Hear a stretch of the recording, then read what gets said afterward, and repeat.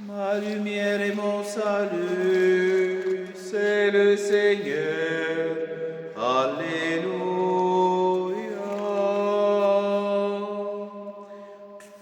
Chers frères et sœurs, loué soit Jésus-Christ. Ah, jamais. Nous célébrons aujourd'hui le 3e dimanche du temps ordinaire, année A, et nous méditons le livre du prophète Isaïe au chapitre 8, des versets 23, chapitre 9, verset 3. Le psaume 26, la deuxième lecture est tirée de la première lettre de Saint Paul apôtre aux Corinthiens, au chapitre 1 des versets 10 à 13 et 17. Et l'évangile de Saint Matthieu au chapitre 4 des versets 12 à 23. Saint Paul nous décrit dans la deuxième lecture ces attitudes qui manifestent un comportement de ténèbres, s'attacher à tel ou tel prêtre. Je suis d'Apollos, je suis de Paul, je suis de Pierre, je suis de X ou bien de Y, comme nous le voyons régulièrement dans nos paroisses et dans nos diocèses. À peine on affecte un prêtre, ça devient des problèmes.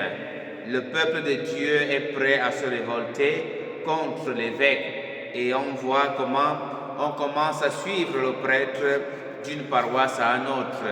Ça veut dire qu'on s'identifie au prêtre, on se reconnaît du prêtre, mais pas du Christ. Être du Christ signifie, peu importe qui passe dans ma paroisse, peu importe l'évêque qu'on envoie dans mon diocèse, peu importe le pape qui est élu pour conduire l'Église de Dieu, je suis du Christ. Alors, Saint Paul nous met donc en garde face à ce comportement des ténèbres qui consiste à choisir ce qu'on va avoir comme curé dans nos paroisses ou ce qu'on va avoir comme évêque dans nos diocèses ou pape dans l'Église catholique romaine. Alors, nous devons nous interroger par Paul. Est-ce vraiment le Christ qu'on recherche ou alors on cherche à justifier nos goûts par les positions que nous prenons? Et ce comportement des ténèbres nous est condamné et nous avons la réponse dans la première lecture du prophète Isaïe. Le peuple qui marchait dans les ténèbres a vu une grande lumière. Sur ceux qui habitaient le pays de l'ombre, une lumière a resplendi. C'est ça. Nous qui sommes dans ces conditions-là, le Seigneur fait briller sur nous sa lumière pour que nous ne soyons plus dans les ténèbres, mais que nous marchions seulement dans la lumière du Christ. Et dans l'Évangile, Jésus, après l'arrestation de Jean-Baptiste, va commencer son ministère public.